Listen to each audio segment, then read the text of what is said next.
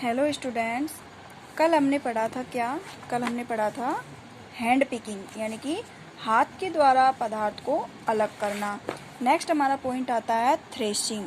Threshing देखो क्या है।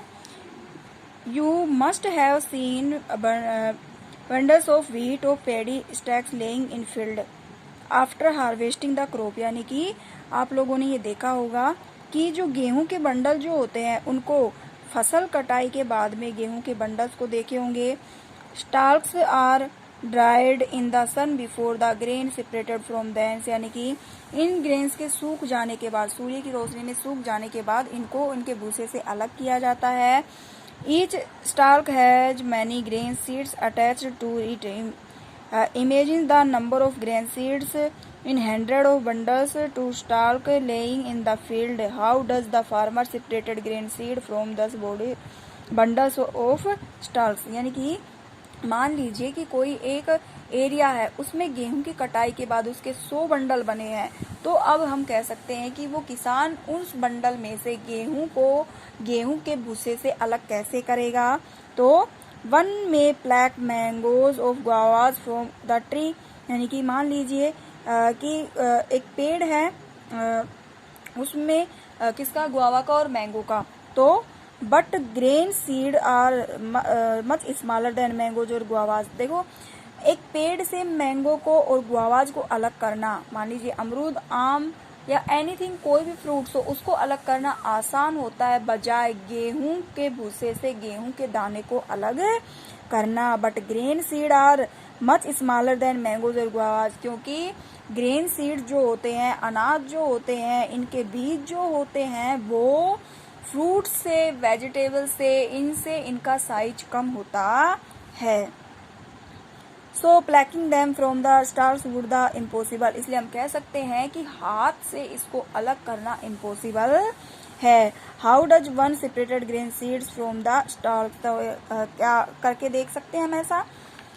The process that is use to separate grain from stalk etc, इसलिए थ्रेसिंग का उपयोग जो है वो गेहूं के भूसे को दाने को भूसे से अलग करने के लिए किया जाता है।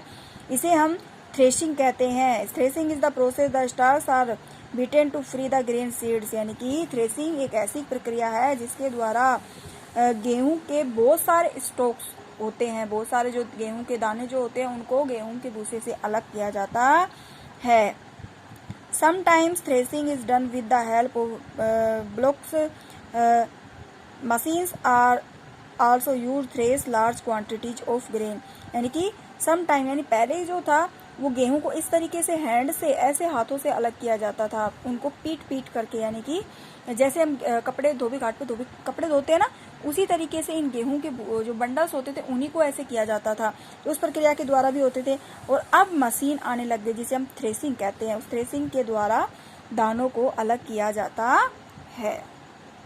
नेक्स्ट आता है हमारा विनोविंग। विनोविंग का मतलब क्या होता है, द्रुत, यानी कि उसको हम कह सकते हैं कि इसमें देखते हैं क्या है कि the method of separating components of a mixer is called winnowing, यानी कि यह एक ऐसा मेथड है जिसमें मिक्सर में से किसी पदार्थ को अलग किया जाए। मान लीजिए मिक्सर का मतलब है कि उसके अंदर एक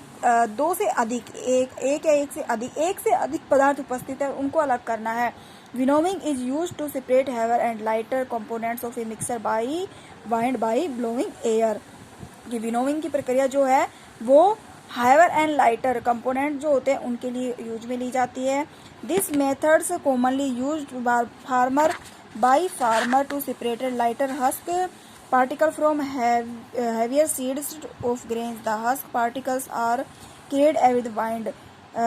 यानी कि देखो, जब हम कभी मान लीजिए क्या करते हैं कि इस प्रक्रिया के अंदर क्या होता है कि मान लीजिए जब हम गेहूं को ले लीजिए, गेहूं को थ्रेसिंग करने के बाद में उसको साफ किया जाता है, तो इस प्रक्रिया के अंदर क्या होता है कि गेहूं को उस स्थान से गिराया जाता है, उधर गिराया जाता है जिधर हवा अधिक से कम की ओर चल रही हो, यानी कि हवा का जिस ओर रुख होता है उधर गिराया जाता है। तो इसमें जो हैवी ग्रेन्स जो होते हैं वो तो सीधे वहीं रुक जाते हैं, और जो लाइट वेट के ग्रेन्स होते हैं, अनावश्यक उसके अंदर पदार्थ होते हैं, वो दूर जाकर गिर जाते हैं। इस क्रिया के द्वारा हम क्या करते हैं कि गेहूं को साफ या फिर किसी भी अनाज को साफ कर सकते हैं।